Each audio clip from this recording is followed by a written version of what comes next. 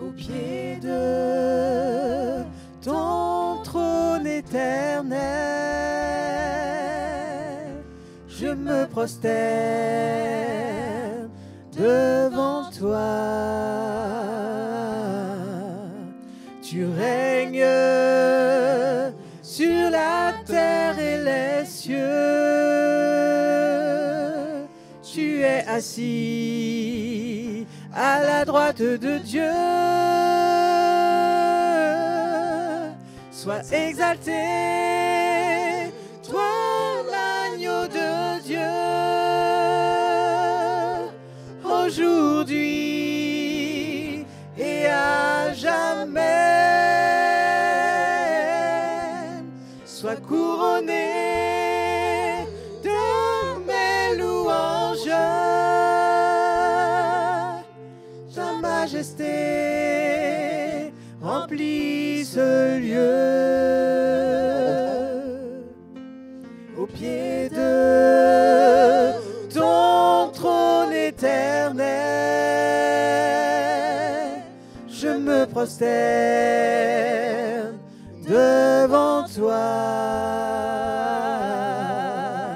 Tu règnes sur la terre et les cieux. Tu es assis à la droite de Dieu. Sois exalté, toi l'agneau de Dieu, aujourd'hui et à jamais. Sois couronné de mes louanges. Ta majesté remplit ce lieu. Ta majesté remplit ce lieu. Ta majesté remplit ce lieu. Amen. Inclinons la tête. Ta majesté, Seigneur, remplit ce lieu. Nous ne savons à quel point tu es présent dans nos vies.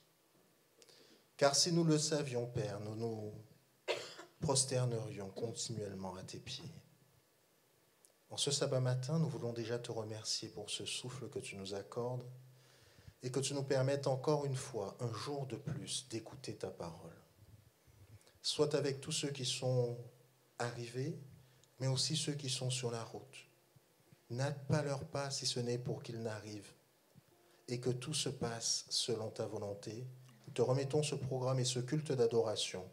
Nous te prions au nom de Jésus et pour sa gloire. Amen. En ce sabbat matin, c'est pour moi une joie, mais vraiment particulière. Alors vous savez, j'aime beaucoup vous voir, mais j'ai une surprise ce matin. Tournez-vous, tournez-vous, tournez-vous, tournez-vous, tournez-vous, pour ceux qui le connaissent. Tournez-vous, tournez-vous.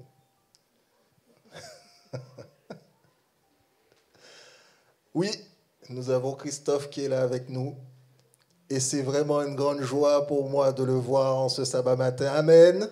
Amen, amen. Christophe était notre ancien directeur JA. Il est resté très longtemps à l'église. Nous avons chanté de nombreuses fois ensemble. Et avec Cynthia, avec les enfants, nous sommes très contents de penser à vous et de vous avoir dans notre cœur encore aujourd'hui. Et nous sommes très heureux aussi de vous voir. Nous sommes très heureux de vous voir et d'être dans la maison de l'Éternel en ce sabbat matin. C'est une véritable bénédiction d'être là ce matin, n'est-ce pas? Montrez-le avec un sourire. Vous semblez des gens fatigués. Ah.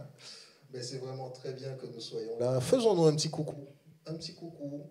Regardez au loin, essayez de voir si vous voyez quelqu'un à qui vous n'avez pas fait coucou. Bon, je fais un coucou tout au fond là-bas. Bonjour les filles. Bonjour.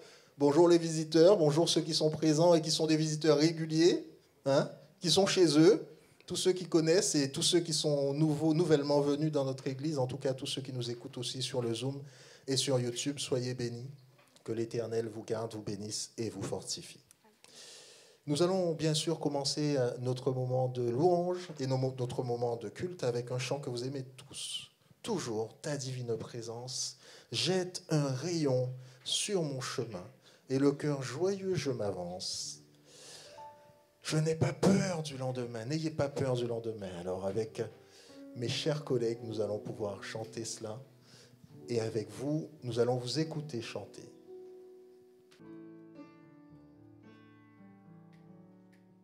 Toujours ta divine présence jette un rayon sur mon chemin et le cœur joyeux je m'avance.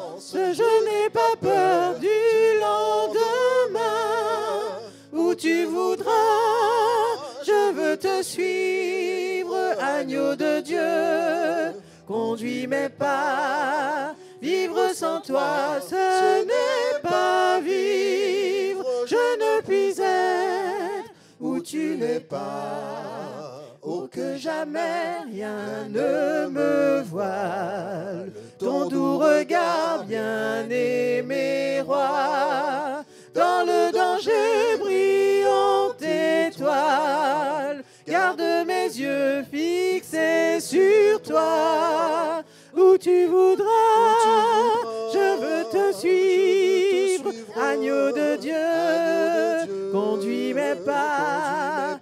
Vivre sans toi, ce n'est pas vivre. Je ne puis être où tu n'es pas. Auprès de toi, la vie est belle. C'est le bonheur, la liberté.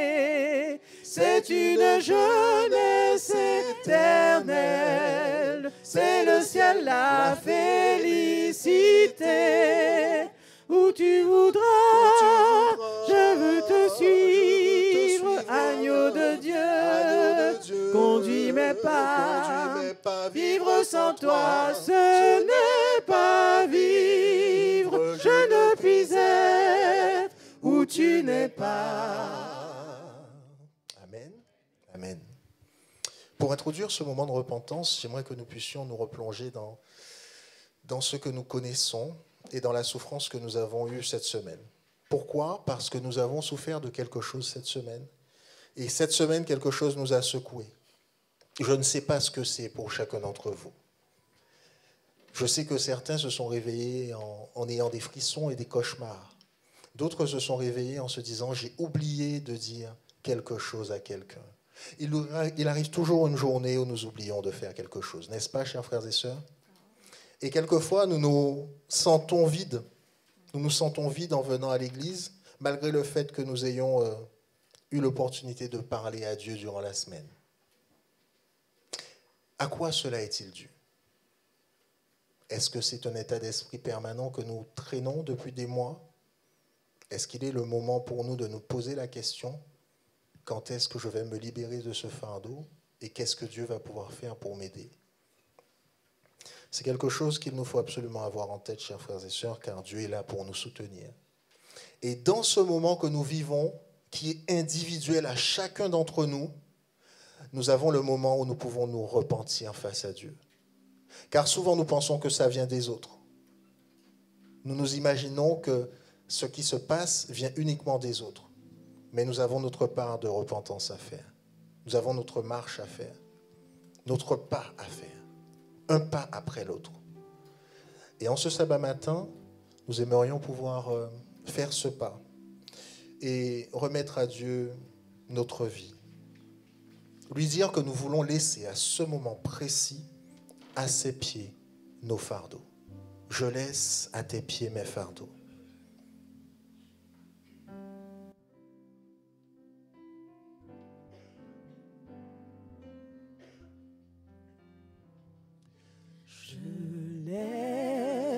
À tes pieds mes fardeaux. Devant toi je dépose tous mes chaque fois que je ne sais pas me diriger, j'abandonne à tes pieds mes fardeaux. Je laisse à tes pieds mes fardeaux. C'est le moment de déposer vos fardeaux au pied du Maître. Devant toi je dépose tous mes soucis. Et chaque fois que je ne sais pas me diriger, j'abandonne à tes pieds mes fardeaux. J'abandonne à tes pieds mes fardeaux.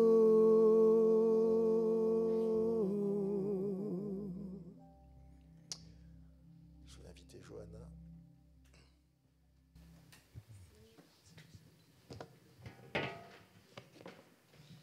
Je vous invite à prendre la position où vous souhaitez pour la prière de repentance. Seigneur notre Dieu, en ce jour que tu as sanctifié, nous venons humblement devant toi, conscients de nos faiblesses et de nos fautes. Trop souvent, nous avons manqué de patience, de foi, d'amour ou d'obéissance à ta parole. Nous avons laissé nos préoccupations prendre la place que toi seul mérites dans nos vies. Père, nous reconnaissons que sans toi, nous ne pouvons rien faire de bon. Pardonne nos manquements, nos paroles inutiles, nos gestes d'indifférence et nos pensées qui ne t'honorent pas. Purifie nos cœurs par le sang de Jésus-Christ, ton Fils bien-aimé, et renouvelle en nous un esprit droit. Seigneur, restaure notre joie, rends-nous sensibles à la voix de ton esprit et accorde-nous la force de marcher selon tes voies. Que nos vies soient le reflet de ton amour et un témoignage vivant de ta grâce. Nous t'en prions, non à cause de nos mérites, mais au nom précieux de ton Fils Jésus-Christ, notre Sauveur et notre Rédempteur. Amen. Frères et sœurs, bonjour. Et comme nous l'avons étudié cette semaine dans la leçon du Col du sabbat des adultes, nous avons étudié le livre des Josué, nous présente un peuple à franchir, un seuil, à quitter l'ancien désert et entrer dans la terre promise. Non par ses propres forces, mais par la fidélité et la promesse de Dieu. Dieu aussi, de même aujourd'hui, nous appelle à la dîme et aux offrandes. Est une manière de reconnaître non seulement ce que Dieu nous a donné, mais aussi ce qu'il nous a promis. Une vie de communion, une vie de bénédiction, de témoignage.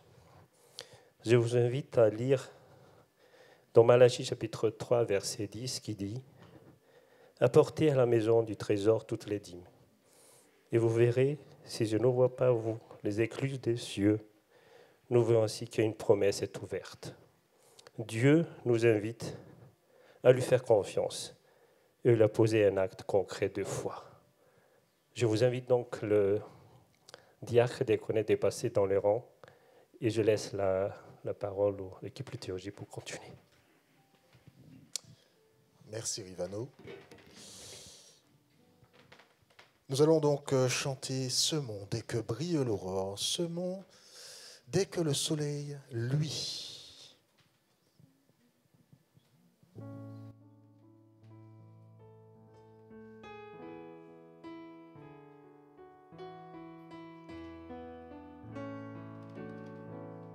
Semons dès que brille l'aurore, semons dès que le soleil luit. Pendant le jour, semons semons avant la sombre nuit se monte. Dieu seul peut faire éclore, de lui seul attendons le fruit. Répandons la divine semence dans le succès comme dans le mépris. Le jour se lève et la moisson s'avance, et Dieu là-haut nous réserve le prix. Amen. J'invite l'Assemblée à se lever. Prions. Notre bon Père Céleste, nous te prions, Seigneur. Oui, Seigneur, on est venu dans ta maison, Seigneur. Déposer notre souci à tes pieds, Seigneur. Toutes nos fautes qui nous alourdissent chaque jour pour nous avancer dans cette vie, Père. Oui, combien tu es bon, Seigneur. Tu nous donnes tout, Seigneur. Ta grâce, ta bonté, ta fidélité. La santé aussi, Seigneur Dieu. Oui, on vient te donner la dîme. Mais quelle dîme, Père? C'est pas toi qu'on donne la dîme. C'est pour avancer l'évangélisation, Seigneur. Oui, Père éternel, quand tu possèdes toutes choses, toi. Père éternel, nous te prions aussi, Seigneur, pour toutes les mains qui sont pu donner, Seigneur, et celles qui n'ont pas pu donner aussi, tu l'as béni, Seigneur, car tu connais bien les cœurs, Seigneur. Bénis tous mes frères et mes sœurs qui sont sur le Zoom aussi, Seigneur, qui passent aujourd'hui dans le moment très difficile, Seigneur, découragement. Tu la connais bien, Seigneur. Dans le nom de Jésus-Christ que nous te prions, Père. Amen.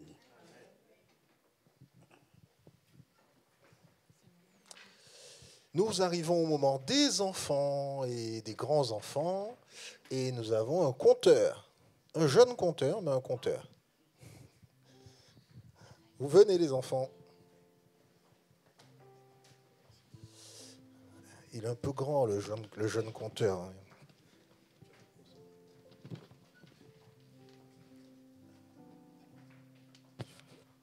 Bonjour les enfants.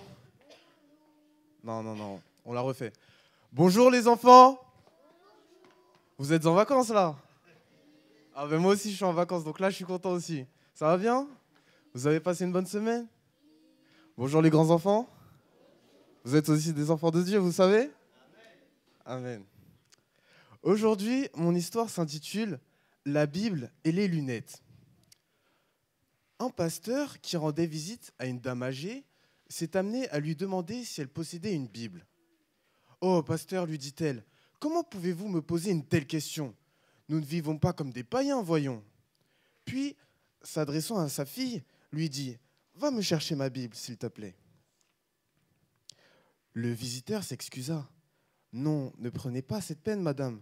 Je vous crois bien volontiers. » Mais la Bible arriva, enveloppée soigneusement, merci, d'un tissu. La vieille dame déplia respectueusement le tissu, prit la Bible, mais n'eut pas à l'ouvrir car voici une paire de lunettes qui se trouvait emprisonnée. « Oh, mes lunettes !» s'exclama-t-elle. « Voilà des mois que je les cherche. Et là, elles auraient pu rester encore longtemps introuvables. Que je suis contente, pasteur, que vous m'ayez parlé de la Bible. Comme vous le voyez, j'en ai bien une. » Et voilà tout le prix qu'avait en fait pour elle le plus riche des trésors. Elle était satisfaite d'avoir une Bible, pensant que le fait de la posséder faisait d'elle une chrétienne. « Avez-vous la Bible ?»« Oh oui, répondons-nous. Mais la lisez-vous ?» Là, la question reste souvent sans réponse. La Bible n'est pas un porte-bonheur. En avoir une ne fait pas de son propriétaire un chrétien. Elle doit être lue et reçue comme étant la parole de Dieu pour être mise en pratique. Celui qui possède une Bible sans l'ouvrir ressemble un petit peu à un malade qui possède une ordonnance médicale bien rangée dans son tiroir et ne fait pas la démarche de se procurer les médicaments prescrits. Mes chers amis, sachez que si vous possédez une Bible et que vous ne la lisez pas, vous en êtes responsable. J'invite un enfant à lire le verset qui va être affiché par Aaron, Matthieu 4 au verset 4. Tournez-vous, Matthieu 4 au verset 4. Qui veut lire? Très bien. Jésus répondit, il écrit, l'homme ne vivra pas de pain seulement, mais de toute parole qui sort de la bouche de Dieu. Merci Noël pour cette lecture impeccable. Dieu, à travers les siècles, a pris le soin de nous transmettre ses paroles. Il est important de prendre du temps pour comprendre ce qu'il veut nous dire, car en effet, la Bible nous déclare dans Josué 1, verset 8, que ce livre de la loi ne s'éloigne point de ta bouche. Médite-le jour et nuit pour agir fidèlement selon tout ce qui est écrit. Prenons aujourd'hui le temps de la lire et de réfléchir à ces paroles qui peuvent apaiser nos cœurs et transformer une vie. Avez-vous une Bible? La lisez-vous? Oui ou non? Ah, t'en as deux? Incroyable. Eh bien, je vous invite à vous mettre à genoux avec moi. Nous allons prier. Rangeons les mains. Prions. Seigneur mon Dieu, nous te remercions pour le souffle de vie que tu nous donnes et ce sabbat. Merci pour ta parole qui éclaire mon chemin. Je veux apprendre à te connaître davantage, à t'écouter et te comprendre à travers les Écritures. Donne-moi la discipline de prendre du temps avec toi chaque jour. Aide-moi à mettre de côté tout ce qui m'éloigne de toi. Et remplis mon cœur du désir de lire, méditer et vivre ta parole. Fais de moi chaque jour un enfant sage et fidèle, qui cherche ta volonté dans chaque décision de ma vie. Que ta parole soit ma lumière. Au nom de Jésus-Christ, Amen. Merci les enfants pour l'histoire. Je vous invite à regagner vos places dans le calme.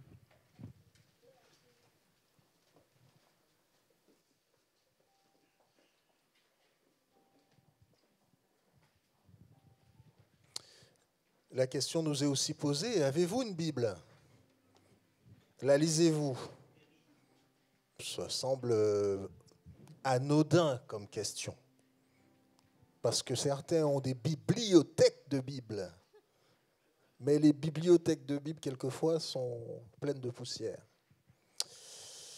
En tout cas, c'est notre souhait, effectivement, ce matin, et je partage ce vœu de Raphaël pour justement que nous puissions reprendre nos Bibles pour ceux qui les ont laissées de côté, et pas seulement la lire pour la lire, mais que nous puissions aussi la voir pour pouvoir méditer et être enrichis par la grâce de Dieu. Nous allons maintenant passer notre moment de louange ensemble. Et pour cela, je vais vous inviter à vous mettre debout. Nous allons chanter debout. Et nous allons chanter avec mes sœurs.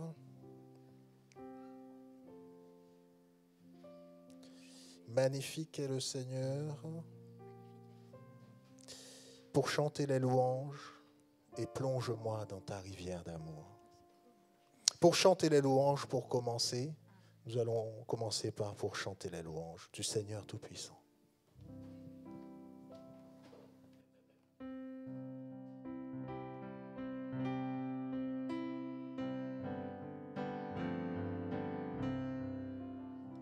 Pour chanter les louanges du Seigneur Tout-Puissant, j'unis au cœur des anges la voix d'un jeune enfant.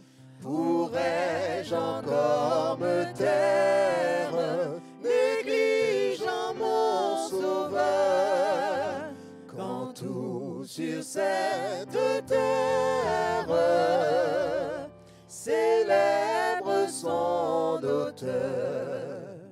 La gentille alouette, le rossignol des bois, le pinson, la fauvette font résonner leur voix. À la saison nouvelle, j'aime leur chant joyeux. La nature est si belle, je veux chanter comme eux. Si j'entends sur ma route l'appel du tentateur, mon faible cœur redoute son pouvoir séducteur. Mais quand sans défaillance j'entends le chant pieux, dès cet instant j'avance d'un pas fermé joyeux aux heures de tristesse. Quand un chant retentit, bientôt ma douleur cesse et mon chagrin s'enfuit. Ainsi douce harmonie, tu ranimes mon cœur, et souvent dans la vie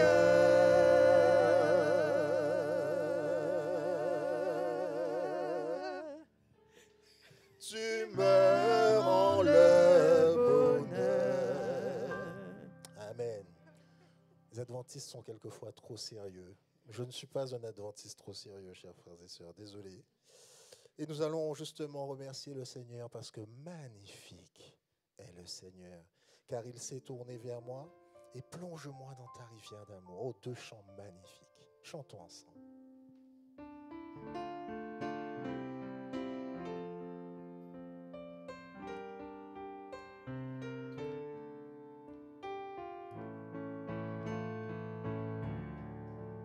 Magnifique est le Seigneur, car il s'est tourné vers moi. Sa louange est dans mon cœur.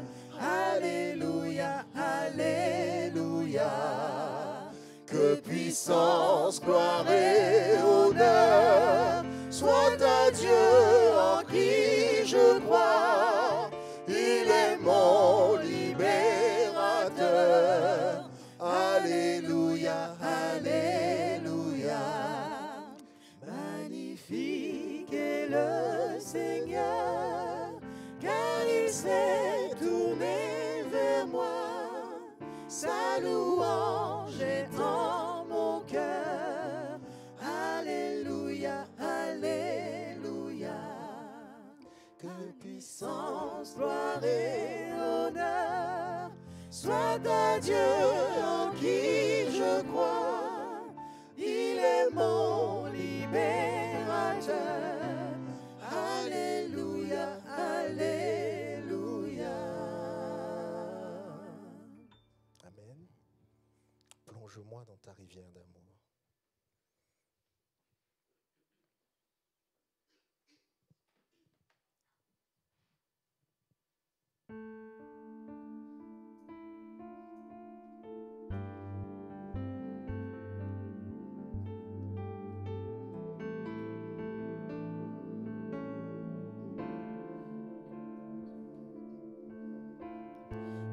Plonge-moi dans ta rivière d'amour. Plonge mon esprit dans les profondeurs de ta joie. Inonde le désert de mon âme par la douce pluie du ciel. Mon âme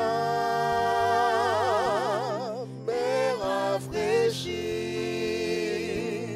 quand ton onction m'envahit. Je suis restauré, guéri quand ton onction m'envahit. À vous, plonge-moi dans ta rivière d'amour. Plonge-moi.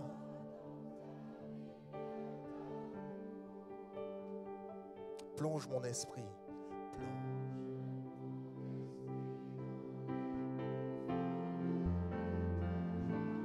inonde le désert.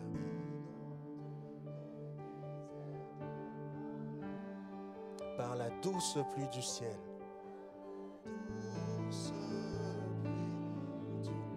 Ensemble. Mon âme est rafraîchie quand ton onction m'envahit. Je suis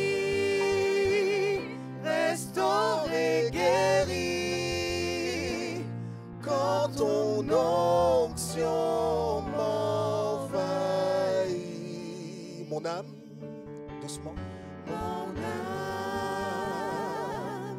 est rafraîchie quand ton onction m'envahit. Je suis restauré, guéri quand ton onction m'envahit.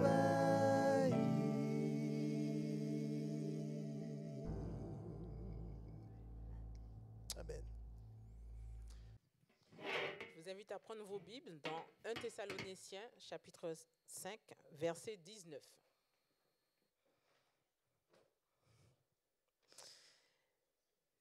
N'éteignez pas l'esprit.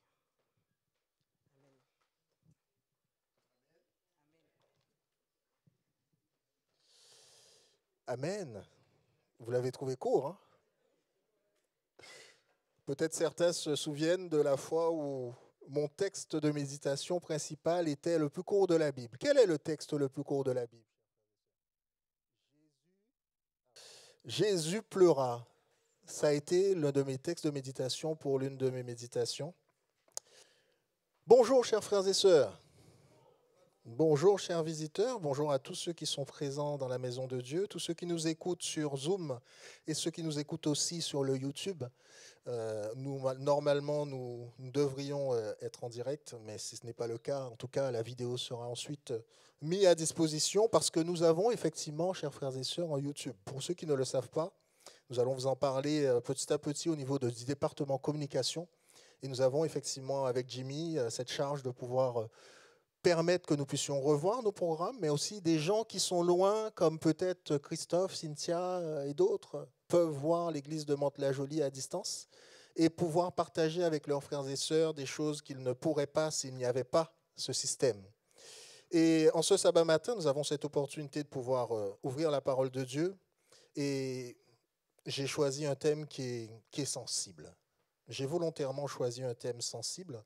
Pourquoi? Parce que quelquefois, on oublie qu'un chrétien n'est pas quelqu'un qui vit en dehors du monde.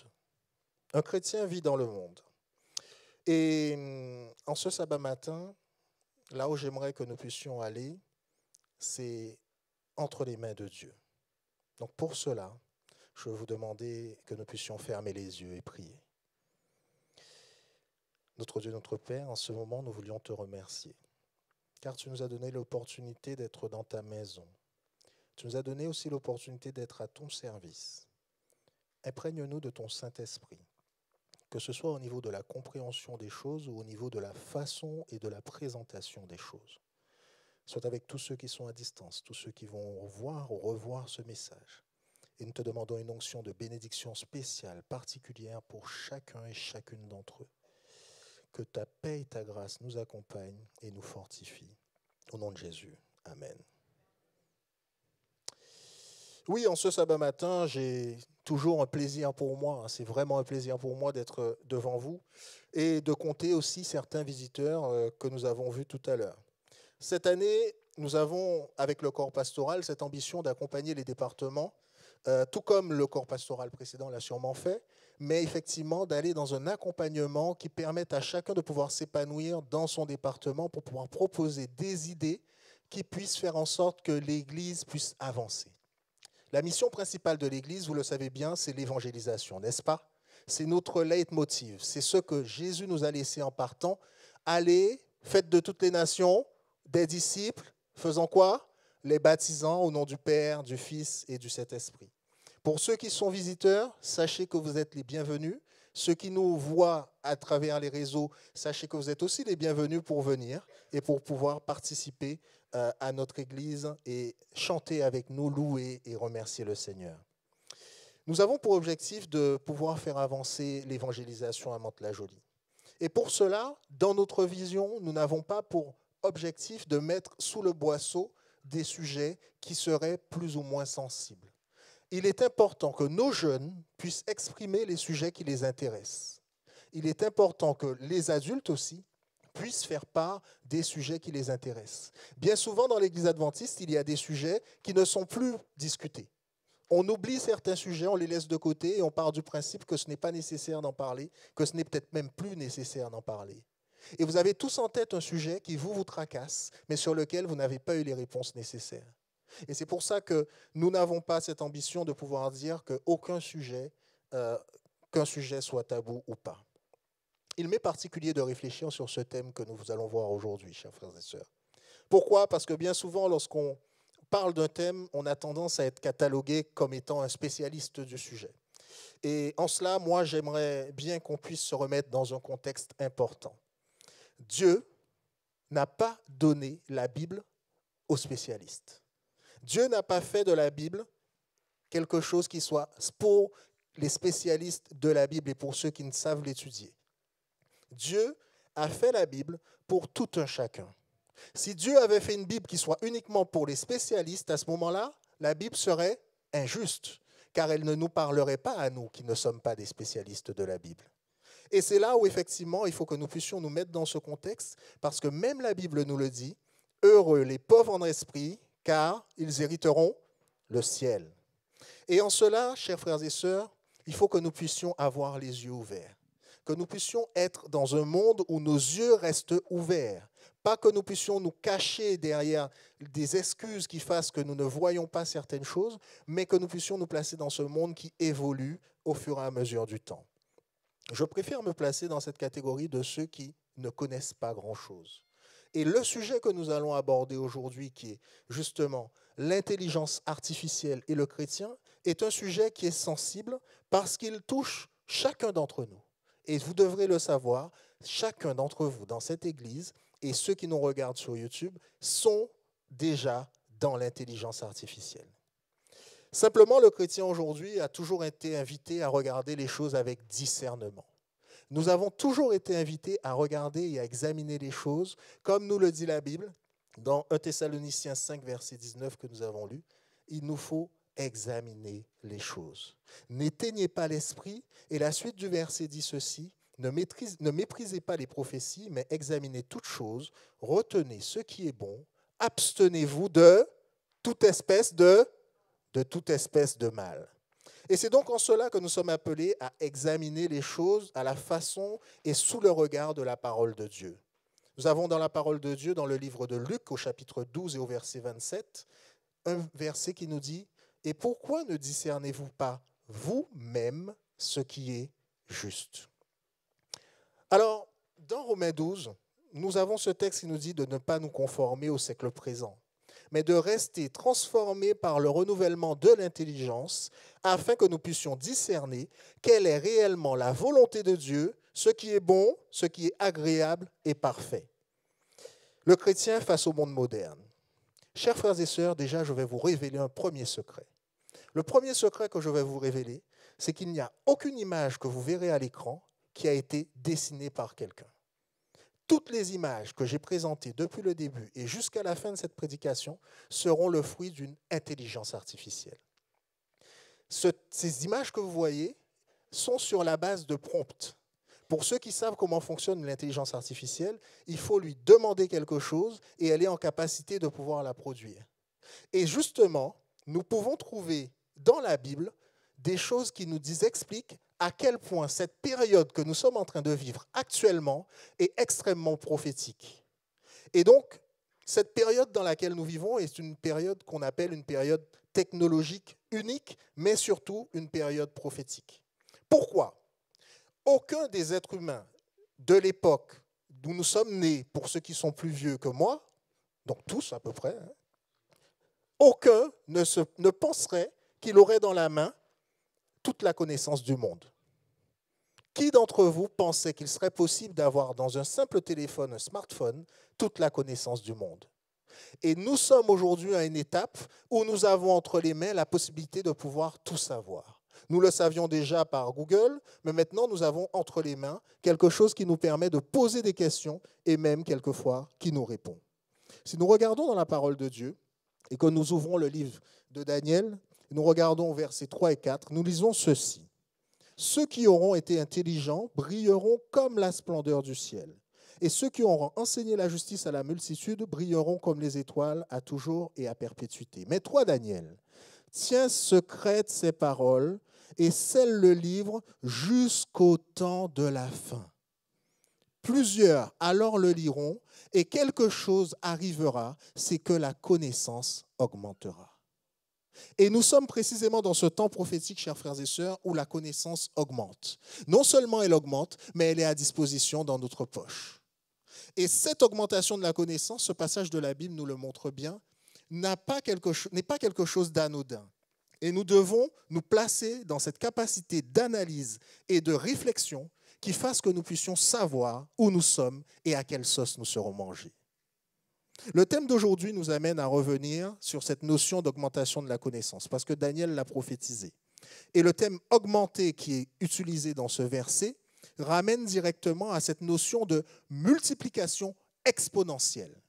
C'est-à-dire qu'on passe d'un stade de connaissance simple à un stade de connaissance exponentielle.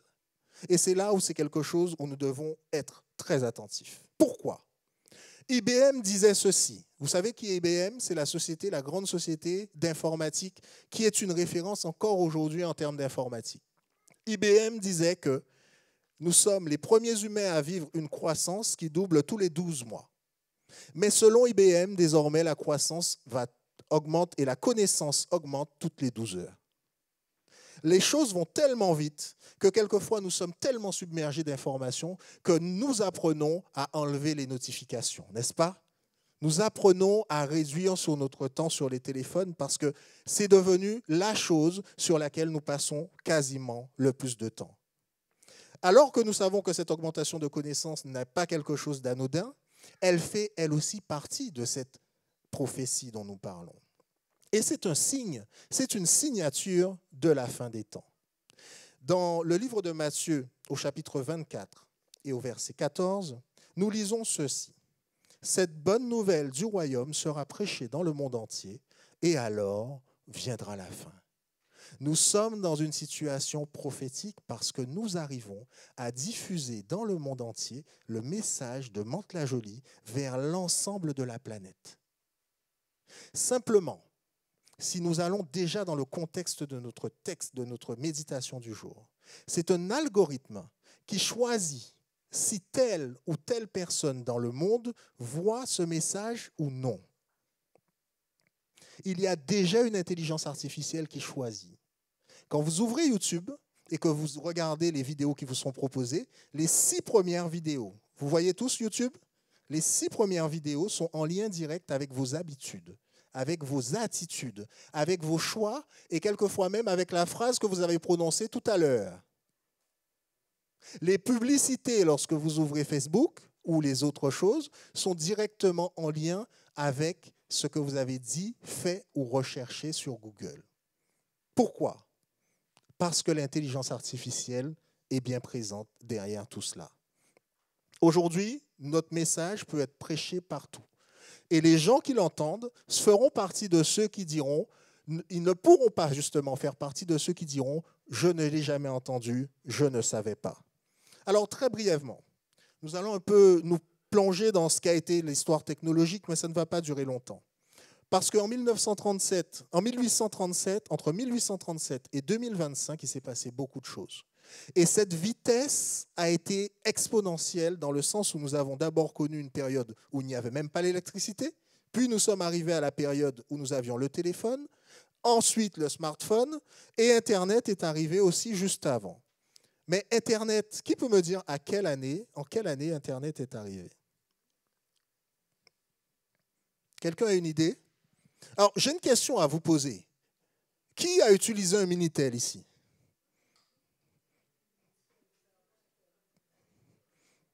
Certains d'entre vous ont utilisé un Minitel. Les jeunes maintenant.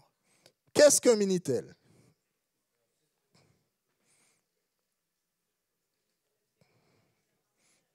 C'est pour envoyer certains messages. Alors, le Minitel, c'était notre Internet à nous. C'était notre Internet à nous, et en plus, c'était payant et c'était cher, en quoi, je me rappelle. Eh bien, Internet, la réalité d'Internet, c'est 1991. Qui est né après 1991? Levez la main. Ah, ben vous êtes arrivé, Internet était déjà là. Mais c'est l'Internet grand public qui est arrivé à ce moment-là. Le smartphone que vous avez dans les mains, allez, quand est-ce qu'il est arrivé? Selon vous? 2006, qui dit mieux? 2006-2007, c'est exactement ça. C'est en 2007 que le premier smartphone a été fait, notamment par quelqu'un que vous connaissez pour certains, qui est Steve Jobs, et qui a ouvert la voie à ces smartphones que nous avons aujourd'hui. 2007, c'est pas si vieux, hein? Vous avez vu le bond technologique qui a été fait entre 1800 et 2007? Et nous sommes à quel moment de cette histoire, chers frères et sœurs? Nous sommes au moment où ces évolutions technologiques qui semblaient banales, aujourd'hui, sont toutes combinées, toutes, sans exception, dans ceci. C'est un bond en avant extraordinaire. L'intelligence artificielle est arrivée, elle, en 1956 dans ces eaux-là, et elle a été extrêmement célèbre. Est-ce que vous savez pourquoi l'intelligence artificielle a été célèbre? Elle a été célèbre parce que l'IA est venue faire un match de quoi? Un match d'échecs. Avec Garry Kasparov, en 1997, et l'IA a battu Garry Kasparov. Pour ceux qui connaissent Garry Kasparov, il n'est pas commode. Il était très, très fâché.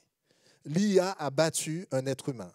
Et en 2016, l'IA a battu Lee Sedol, qui est un champion du monde de Go, un jeu qui est encore plus complexe que les échecs. Ce n'est qu'en 2022 que ChatGPT et les IA génératives sont apparus avec leur capacité à créer du langage, des images, des idées en quelques secondes. 2022. Nous sommes en 2025. Comme vous le voyez, l'intelligence artificielle, même si elle n'a été nommée qu'en 1956, n'est réellement devenue accessible au grand public qu'en 2022. Mais pourquoi l'intelligence artificielle est-elle importante? Parce que c'est maintenant que nous devons nous positionner, chers frères et sœurs, avec discernement, pour comprendre de quoi s'agit-il? À quoi cela sert-il? Est-ce que l'intelligence artificielle est dangereuse, oui ou non? Et est-ce utile pour nous qui sommes chrétiens? Nous avons tous un cerveau, n'est-ce pas? Notre intelligence naturelle est le reflet de ce qu'essaie d'imiter l'intelligence artificielle. Oui, l'intelligence artificielle essaie d'imiter l'intelligence humaine. Le but, créer une machine qui reproduise les capacités cognitives de l'être humain. Le cerveau humain est l'élément le plus complexe de l'univers. C'est l'organe le plus complexe parce qu'il possède 86 milliards de neurones. Et chaque neurone peut créer jusqu'à 10 000 connexions synaptiques simultanées. Au total, le cerveau humain peut générer des centaines de milliers de milliards de connexions.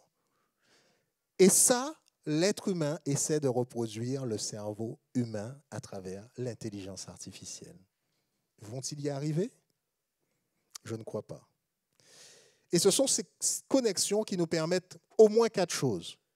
La connaissance, l'apprentissage. Donc l'apprentissage, la connaissance, la mémoire, la conscience et l'imagination. Vous avez tous vu des séries où on parlait... Qui se rappelle de la série K2000? Vous vous rappelez de cette série, hein? Ah, certains sourient tellement ça leur rappelle une époque révolue. Moi, j'aimais cette série parce que la voiture, déjà, elle était magnifique. Elle s'appelait comment? C'était Kit, je crois, ou le monsieur s'appelait Kit, je ne sais plus. Et la voiture était en capacité de pouvoir aider son congénère à pouvoir résoudre les problèmes. Elle parlait, elle avançait toute seule. Quand on l'appelait, elle venait. Alors, j'ai une bonne nouvelle ou une mauvaise nouvelle, chers frères et sœurs. Ça existe maintenant. Kit existe. Par contre, dans ça, je vais vous raconter ce qui est malheureusement arrivé cette semaine ou la semaine dernière, je ne me rappelle plus. Kit, c'est une voiture qui vous parle, qui fait des choses, qui vient, qui se gare toute seule, qui conduit en toute autonomie. Et sachez une chose, c'est l'un de mes rêves, j'ai besoin d'une voiture qui conduise toute seule. Pourquoi ? Parce que je fais beaucoup de routes et qu'à un moment donné, j'aimerais bien que la voiture fasse la route à ma place. OK, ça arrivera. Un jour, je vous montrerai ma voiture. Mais aujourd'hui, la semaine dernière, il y a un monsieur dont l'intelligence artificielle de sa voiture s'est emballée sur une Xiaomi, une nouvelle voiture qui est en Chine et qui est très vendue. Et la voiture a malheureusement foncé dans un poteau et il est décédé. L'intelligence artificielle n'est qu'une reproduction, une tentative de reproduction de l'intelligence humaine. Et le cerveau est quelque chose qui est difficile, voire impossible à reproduire. Et la sœur White nous en parlait déjà il y a de cela tant d'années. Le cerveau est l'organe et l'instrument de l'esprit. Et ce que les hommes essaient d'insuffler à l'intelligence artificielle, c'est un esprit, une connaissance, une conscience, une capacité de pouvoir répondre, une capacité de pouvoir dire « je t'aime » et aimer, pleurer, être heureux. Ils essaient d'insuffler tout cela à l'intelligence artificielle. L'intelligence artificielle n'est qu'une imitation incomplète. C'est une imitation totalement incomplète de ce que Dieu a construit. Et nous l'avons vu dans l'origine de l'IA, mais c'est une imitation de ce que le cerveau fait, une tentative de connexion de différents systèmes entre eux, et aussi une tentative de pouvoir reproduire cette capacité à pouvoir raisonner. Cette chose qui n'est possible que pour le cerveau. Alors, vous me direz, mais moi, j'ai utilisé l'intelligence artificielle et elle raisonne. Mais elle raisonne comment ? Ce ne sont que des programmes qui imitent ces neurones, rien d'autre. Au fur et à mesure de ce que vous générez sur l'intelligence artificielle et de ce que vous écrivez, c'est ce qu'on appelle les intelligences artificielles génératives, vous alimentez l'intelligence artificielle. C'est-à-dire que moi, si demain, je viens et je dis à l'intelligence artificielle que Jésus est né tel jour à telle heure, l'intelligence artificielle va intégrer cette donnée qu'elle va mettre en corrélation avec d'autres données et va vérifier l'exactitude de cette donnée. Mais si elle trouve des similitudes dans ces données-là, elle viendra considérer que cette nouvelle donnée que je lui ai donnée est correcte. Et c'est pour cela que moi, j'ai sur mes intelligences artificielles toujours ce message en bas. Attention, car les résultats qui peuvent vous être donnés sont faux, il vous faut vérifier par vous-même. Aujourd'hui, que ce soit Étienne, moi ou d'autres dans l'Église, nous avons dans nos travaux, dans notre travail, on ne dit pas nos travaux quand on parle du travail, dans notre travail, Rivano, intégrer l'intelligence artificielle dans nos habitudes. Pourquoi ? Nous, on nous a mis l'intelligence artificielle à disposition. Mais à chaque fois, tout en bas, c'est écrit « Attention, vérifiez bien ce que vous faites et ne donnez pas trop de données à la bête ». C'est pas écrit comme ça, mais vous avez compris le sens de ce que ça veut dire. Attention à ce que vous mettez sur l'intelligence artificielle. Parce que tout ce que vous mettez qui est de l'entreprise ressort, est avalé par la machine et peut être restitué à n'importe qui. C'est là le principe de l'intelligence artificielle générative. C'est que c'est vous qui l'alimentez et qu'elle s'alimente sur tout ce qu'elle trouve sur Internet et tout ce qu'elle trouve à côté. Il y a des pasteurs qui utilisent l'intelligence artificielle pour faire leurs prédications, vous le savez ? OK. Maintenant, la question que je vous pose, est-ce grave ? Je pense que certains d'entre vous, à l'époque où Internet a existé, ont eu le doute sur leur pasteur en pensant, mais il utilise Internet pour faire ses prédications. Ce n'est pas un bon pasteur. Et c'est en fait là où nous devons nous placer dans le fait que nous sommes dans un monde qui évolue. Si le monde évolue, nous devons avancer avec le monde qui évolue. Par contre, là où la responsabilité nous incombe tous, c'est de vérifier ce que nous présentons. Oui, l'intelligence artificielle est quelque chose de complexe, mais en même temps d'extrêmement simple, parce que l'intelligence ne pourra jamais, l'IA ne pourra jamais recevoir une chose que vous avez, vous, chers frères et sœurs, et que vous pouvez réclamer, le Saint-Esprit. Le Saint-Esprit n'est pas quelque chose qu'on développe, parce que, quoi qu'il fasse, ce ne seront qu'une connexion de synapses internes aux neurones de l'intelligence artificielle qui seront artificielles. Et on ne pourra jamais avoir une conscience derrière ces outils. Les ingénieurs tentent de créer une intelligence qui ait une conscience, une intelligence qui ait une situation originelle, qui comprenne, qui aspire, qui soupire. Et Ellen White a dit ceci dans l'un de ses livres, « Dieu a donné à l'homme une intelligence afin qu'il la cultive et développe sa capacité à penser. » Alors, pourquoi Dieu laisse l'homme faire l'intelligence artificielle et d'autres créations si c'est potentiellement dangereux? Et est-ce que l'intelligence artificielle est dangereuse? La réponse numéro 1 est que Dieu n'empêche pas à l'homme de créer car il l'a doté d'une intelligence. Donc, il laisse l'homme créer. Dieu laisse parfois l'homme aller jusqu'au bout de ses inventions pour qu'il voie par lui-même les conséquences de ses choix. Aujourd'hui, l'humanité construit des tours de Babel, n'est-ce pas? Est-ce que les tours de Babel sont existantes? Beaucoup rêvent d'aller au Burj Khalifa. Burj Khalifa étant à Dubaï. Étant l'une des tours, je ne sais pas si un autre l'a déjà surpassé, les plus hautes du monde, qui frôlent les nuages. Et pourtant, les gens veulent aller encore plus haut. Mais Dieu, en voyant cela, laisse l'homme faire. Il sait qu'ils ne toucheront jamais le ciel. Alors, est-ce une catastrophe, l'intelligence artificielle? Oui ou non? Si nous comptons sur l'intelligence artificielle pour réfléchir à notre place, alors nous aurons un problème. Le premier problème, c'est que nous allons arrêter de mémoriser les choses. C'est le premier problème. Nous allons arrêter de mémoriser, d'analyser, de discerner les choses. Nous allons nous retrouver dans une capacité où nous serons dépendants pour nos réponses et pour notre réflexion de ce que dit une intelligence artificielle. Pourquoi réfléchir puisque j'ai un outil qui réfléchit à ma place? Je n'en ai pas besoin. Encore cette semaine, je disais à quelqu'un, mais demande à ChatGPT. Et la personne me dit, non, non, je veux absolument chercher. Il faut que je cherche, il faut que je trouve et je verrai. Mais je lui dis, mais si tu demandes à ChatGPT, tu sauras en 2 secondes. Et la personne a insisté pour me dire, non, non, je veux essayer. L'intelligence artificielle n'est pas mauvaise en soi, chers frères et sœurs. Elle a du bon. Elle a du bon parce qu'elle peut aujourd'hui traduire ma prédication en plus de 100 langues de façon instantanée. Elle peut générer des vidéos explicatives extrêmement claires et bien faites. Elle peut aider des prédicateurs à structurer un message. Elle peut générer des images en quelques secondes. Elle peut retrouver un verset très vite et parfois mieux que nous. Parce que nous avons quelquefois le texte, mais nous n'avons pas le verset. Et nous demandons simplement, rappelle-moi ce verset, et elle nous aide à trouver cela. Mais nous devons veiller à ne pas laisser notre cerveau s'éteindre. Ne laissons pas notre mémoire mourir. Parce que c'est l'un des objectifs derrière l'intelligence artificielle.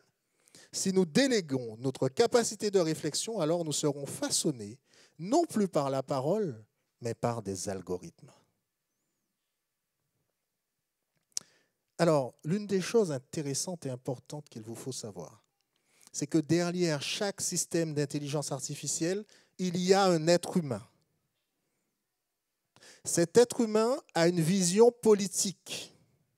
Cet être humain a une vision philosophique de la vie. Et cet être humain a conçu son système pour pouvoir répondre d'une certaine façon.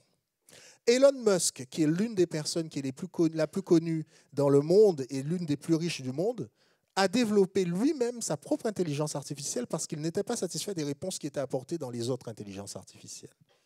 Et quand vous écoutez, quand vous demandez la même chose à la sienne par rapport aux autres, vous avez un message totalement différent. Il a racheté Twitter pour pouvoir déverser dans le monde ces messages. Et c'est les personnes qui écrivent et qui tweetent quasiment plus de 50 fois dans un mois. Donc, derrière chaque intelligence artificielle, il y a un être humain qui a une vision et qui peut orienter les réponses qui sont produites. Cela signifie qu'un jour, quelqu'un peut faire dire à l'IA ce qu'il veut. Maintenant, j'ai une question à vous poser. Est-ce que la technologie est mauvaise? OK. Est-ce que la bombe atomique est mauvaise?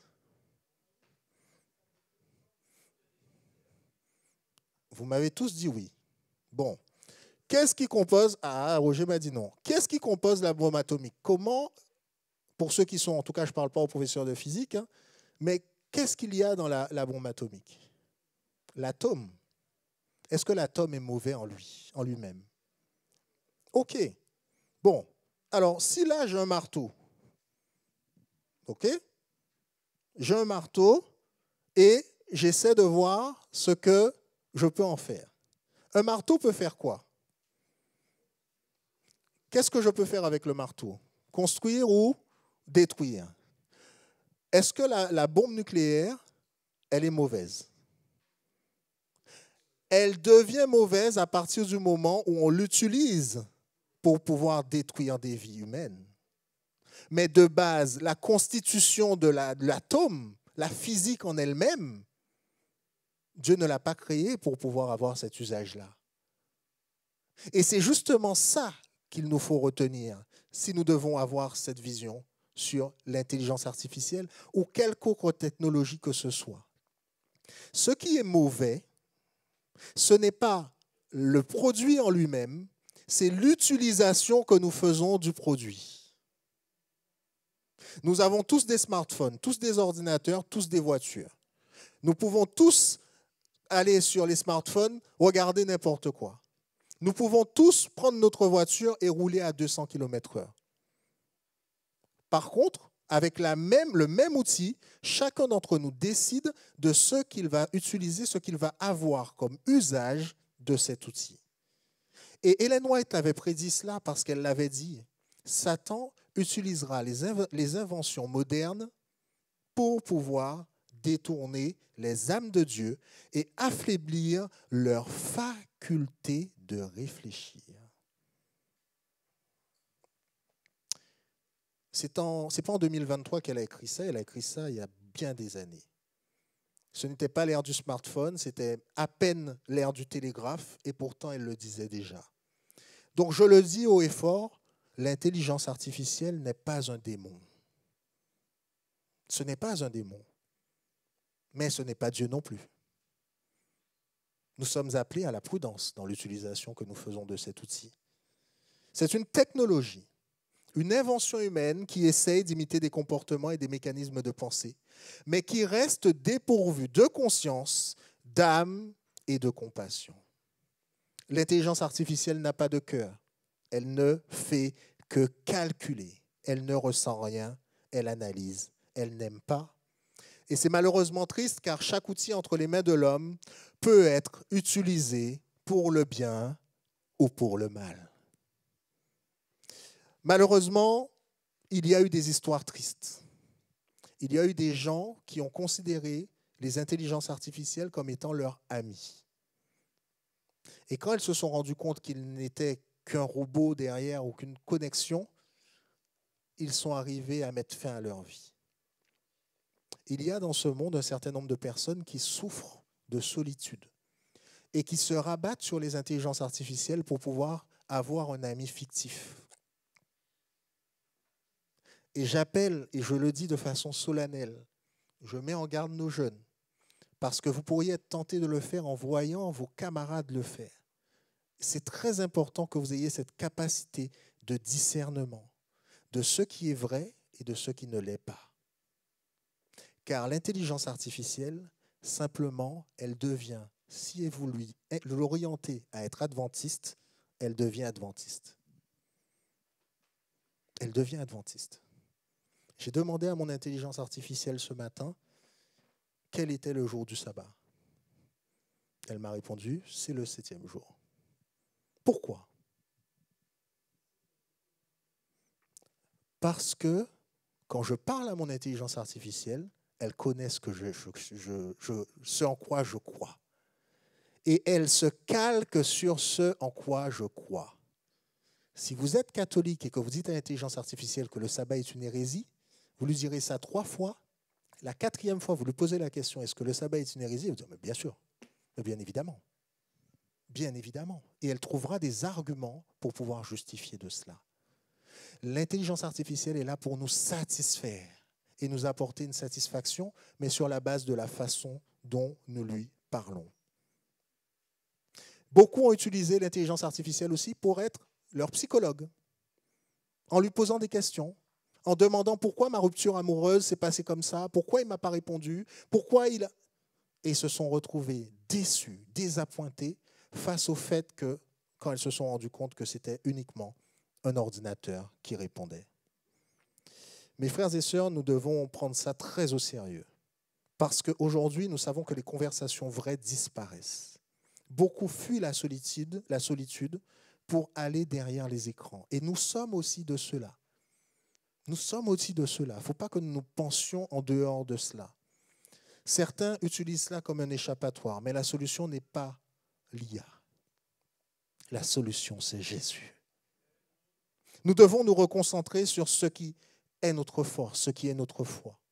L'intelligence artificielle n'est pas mauvaise. Par contre, nous pouvons en faire un mauvais usage. Le vrai problème, ce sera toujours l'usage que nous faisons de l'outil. Le vrai problème, ce n'est pas l'outil, c'est la main qui tient l'outil et ce qu'elle en fait. C'est la manière dont nous laissons ces instruments façonner notre cerveau, diminuer notre mémoire, augmenter notre dépendance. Ça devient quelque chose d'important pour nous. Cependant, nous devons avoir en tête que l'intelligence artificielle sauve des vies. Chaque année, lorsqu'il y a la présentation des nouveaux outils d'Apple, ils commencent leur présentation en montrant le nombre de vies humaines que l'Apple Watch a sauvées. Pourquoi ? Parce que quand vous tombez avec l'Apple Watch, quel que soit là où vous êtes, l'intelligence artificielle présente dans la montre détecte que vous êtes tombé, commence à enclencher un signal et s'il n'y a pas de réaction de votre part, elle appelle les secours directement. La montre que vous avez au poignet est capable de détecter là où vous êtes, ce que vous faites, où vous allez. Moi, tous les sabbats matins, j'ai mon intelligence artificielle de téléphone qui me dit sur Waze, où est-ce que tu vas aller ce matin ? Je sais où tu vas. Ce matin, je sais où tu vas. Tu vas à l'église adventiste de Mantes-la-Jolie. Et durant la semaine, la même intelligence artificielle me dit, mais je sais où tu vas.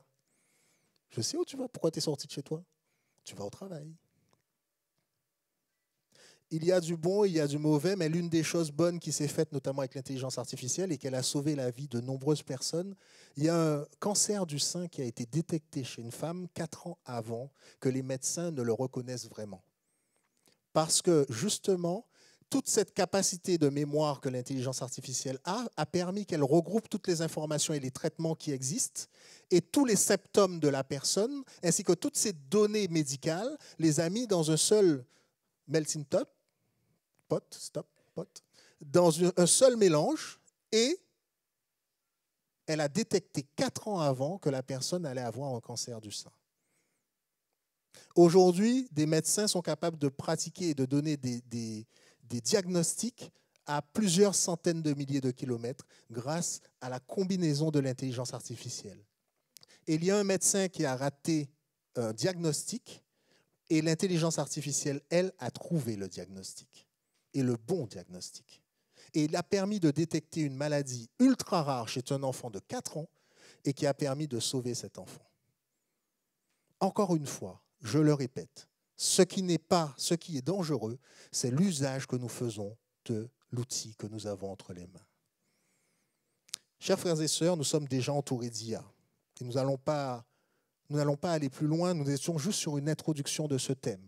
Mais j'aimerais que nous puissions avoir cette opportunité de pouvoir y réfléchir au travers d'une étude biblique l'après-midi.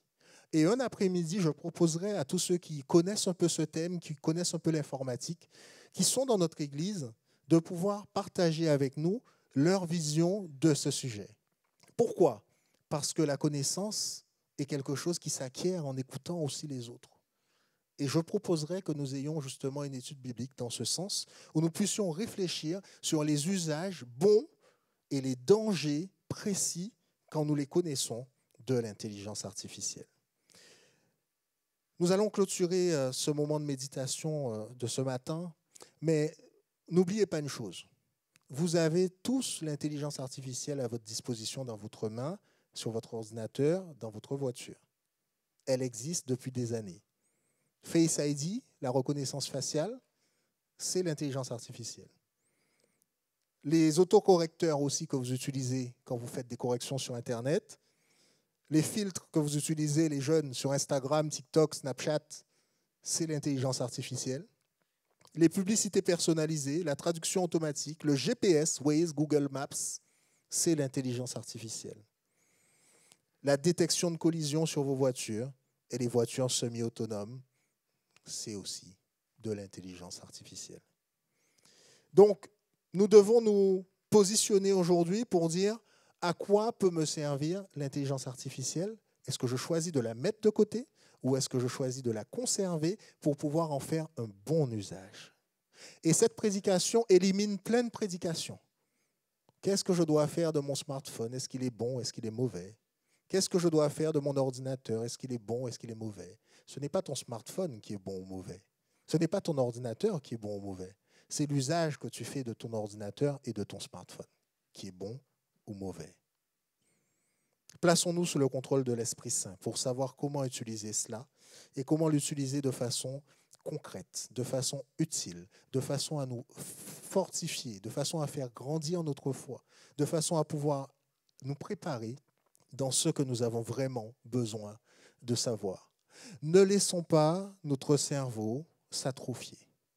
C'est encore une image de l'intelligence artificielle, ça. Je lui ai dit, mets-moi un petit cerveau dans une tête. Et il a produit cette image-là. Elle est un peu grossière, parce que j'ai l'impression que les oreilles sont bizarres, non? Je me pose la question si les oreilles sont dans ce sens-là. Donc, il y a encore des choses à travailler, n'est-ce pas, chers frères et sœurs, sur l'intelligence artificielle. Mais là encore, cette image que vous voyez n'est pas humaine. C'est l'intelligence qui l'a faite, l'intelligence artificielle qui l'a faite. Je lui ai dit, donne-moi quelqu'un qui donne à manger à quelqu'un tout en regardant son smartphone. Et ça l'a produit. N'ayez pas peur, hein. C'est déjà là. Les vidéos que vous voyez sur YouTube, sur Snapchat et autres, il y a plein de comptes qui sont directement produits par l'intelligence artificielle uniquement. Retenons ceci. Le Saint-Esprit témoigne, pas l'algorithme. Les applications bibliques que nous pourrions avoir sur notre téléphone, Satan n'en a que faire. Vous avez tant d'applications téléphoniques et bibliques que vous voulez sur votre smartphone, grand bien vous fasse. Ce qui l'intéresse, c'est est-ce que vous les utilisez? Et qu'est-ce que vous en faites? C'est bien d'avoir des applications, c'est bien d'avoir une Bible, c'est bien d'avoir une bibliothèque de Bible. Je connais des familles qui ont des bibliothèques de Bible, la Bible du mariage, la Bible du... Il y a toute la Bible blanche, là, ceux qui ont... Hein, on a plein de Bibles, mais on ne les ouvre jamais. Et c'est ça qui nous intéresse, c'est ça qui intéresse le mauvais esprit. C'est que vous n'utilisiez pas ce qui est à votre disposition pour pouvoir grandir dans votre foi. La loi est écrite dans votre cœur et ne permettez pas qu'elle soit écrite dans le cloud. Je mettrai ma loi dans leur cœur, Hébreux 8, verset 10, et je l'écrirai dans leur esprit. Google peut tout faire, Google peut t'informer, mais seul le Saint-Esprit peut te transformer. Aujourd'hui, nous avons des Bibles dans notre téléphone, mais nous n'avons plus dans nos mémoires la Bible. Nous avons des versets en versets favoris, mais ils ne sont plus gravés dans notre cœur. Nous savons dire « Hey Siri, hey Google », mais savons-nous encore dire « Parle Seigneur, car ton serviteur écoute ». Nous avons appris à swiper sur nos écrans, mais avons-nous encore l'envie de plier les genoux pour prier notre Dieu? Les réponses instantanées sont là, mais nous sommes devenus indifférents au silence de Dieu, parce que nous ne lui laissons pas la place nécessaire. L'Église n'est pas appelée à devenir une communauté connectée. L'Église est appelée à devenir une communauté consacrée. Le monde sera bientôt rempli d'IA et nous ne pourrons pas l'arrêter. Nous devons avancer avec notre temps. Dieu cherche encore des hommes et des femmes remplis du Saint-Esprit. L'enjeu n'est plus, aurons-nous accès à plus d'informations, mais aurons-nous ou avons-nous encore faim de la révélation divine? Google, ChatGPT peut te dire tout ce que tu veux savoir. Pas de doute là-dessus, il trouvera les réponses. Mais seul le Saint-Esprit et l'étude assidue de la parole de Dieu peuvent te dire qui tu dois devenir pour pouvoir un jour voir Jésus. Amen.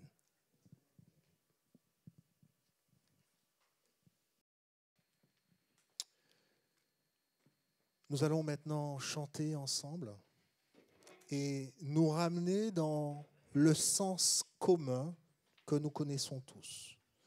La seule chose qui est une intelligence réelle, c'est le livre sacré. Ouvrons la parole de Dieu et n'oublions pas que c'est une lumière étincelante sur notre sentier. Levons-nous et chantons ensemble ce chant, livre sacré, lumière étincelante.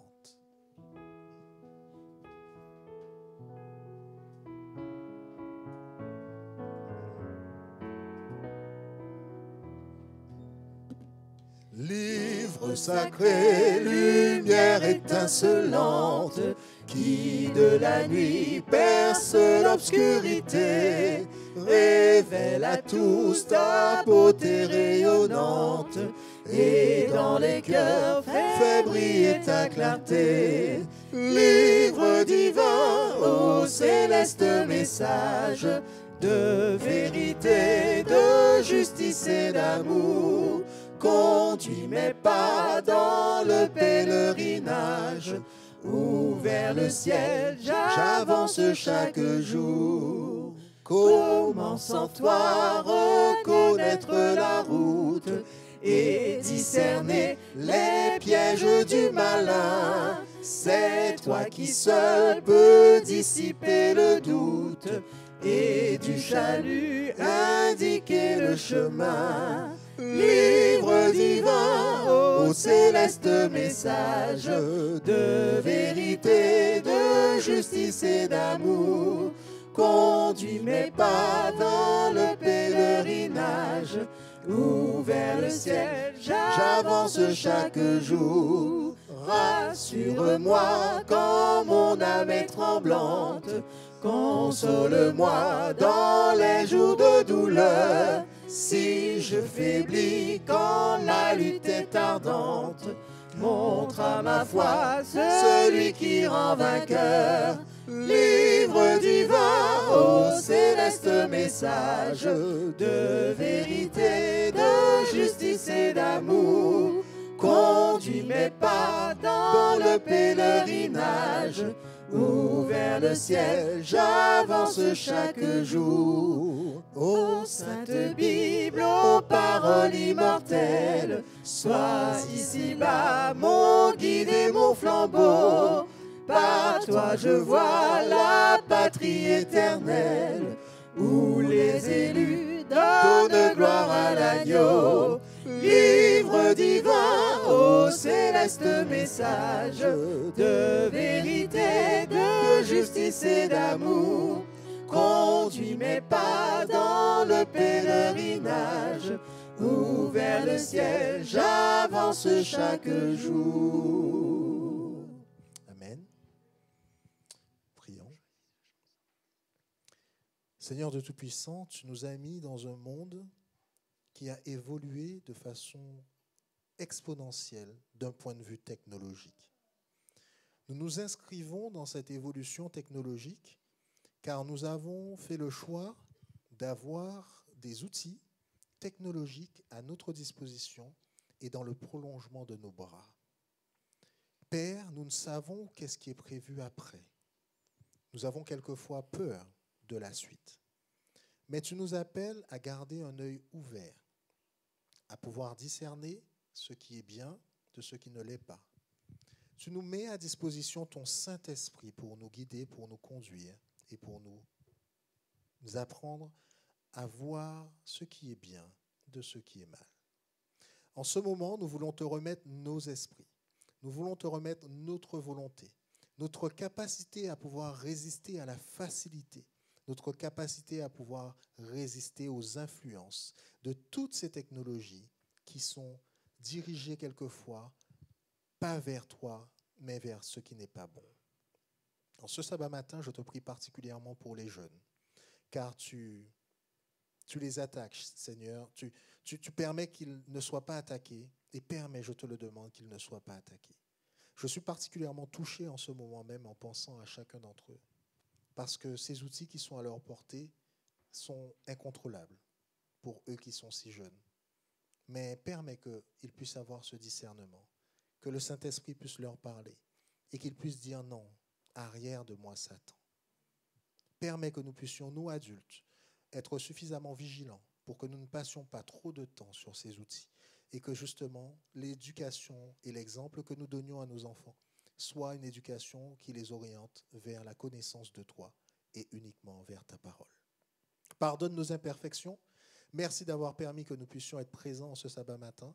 Merci d'avoir guidé ce culte d'adoration et nous te remettons notre vie, nos pensées et nos instruments technologiques. Au nom de Jésus. Amen.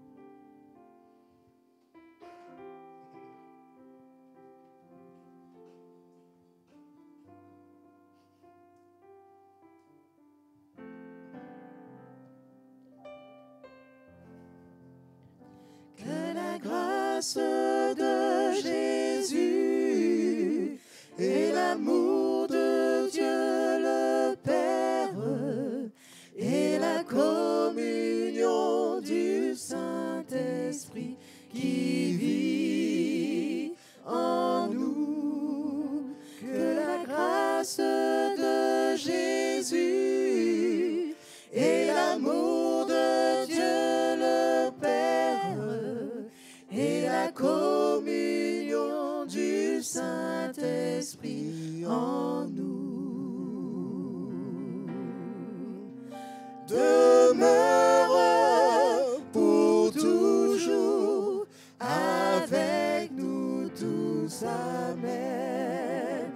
Demeure pour toujours avec nous tous. Amen.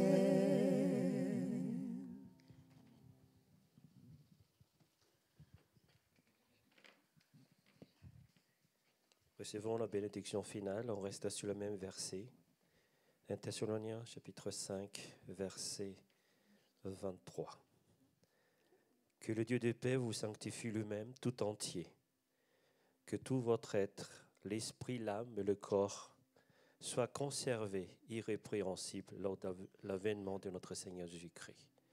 Que la grâce de notre Seigneur Jésus-Christ soit avec vous. Amen. Chers frères et sœurs, merci. Merci d'avoir été présents ce matin. Merci d'avoir fait l'effort de vous sortir de votre couette douillette et de vous déplacer vers un environnement moins favorable. Que Dieu vous bénisse tous ainsi que vos familles. Nous n'avons pas de programme cet après-midi. Nous n'en avons pas non plus sabbat prochain, sauf modification. Mais ce n'est que les prémices, parce qu'il va y avoir des programmes en novembre, il va y avoir des programmes en décembre, il va y avoir des programmes en janvier. Donc nous vous laissons le temps de vous reposer, mais ne pensez pas que c'est repos éternel. Ce n'est pas maintenant le repos éternel. Vous vous rappelez de l'annonce que Kathleen a faite. Et les parents des JA sont appelés à rester un court moment après le culte pour pouvoir échanger. Et nous vous invitons effectivement à regagner la sortie avec les diacres qui vont nous accompagner. Je remercie mes 2 soldates. Merci beaucoup parce que vous m'avez soutenu. J'ai demandé une seule chose à Dieu aujourd'hui, c'est de me laisser ma voix. Parce que quand j'ai vu que j'étais à la liturgie et qu'en même temps je faisais la prédication, j'aurais pu appeler et dire, il faut que je... Non, je veux me placer dans le plan que Dieu a prévu pour moi. Et j'aimerais que nous puissions tous nous placer dans ce plan. Merci beaucoup à mes 2 musiciens. Merci pour votre aide et pour votre participation et aux techniciens. Nous avons fait ce que nous pouvions pour la gloire de Dieu, et malgré nos imperfections, Dieu va nous amener à pouvoir grandir dans la perfection. Que Dieu nous bénisse tous et vous bénisse. Et je laisse mes deux consoeurs, pour que je puisse vous accompagner à la sortie, vous proposer le chant final.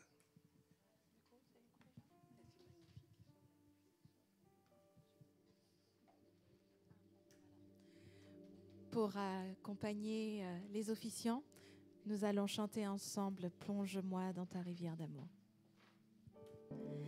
Plonge-moi dans ta rivière d'amour,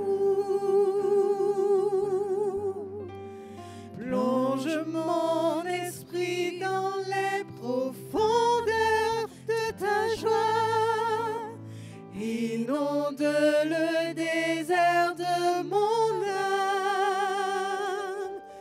par la douce pluie du ciel. Mon âme est rafraîchie quand ton onction m'envahit. Je suis restauré, guéri quand ton onction m'envahit.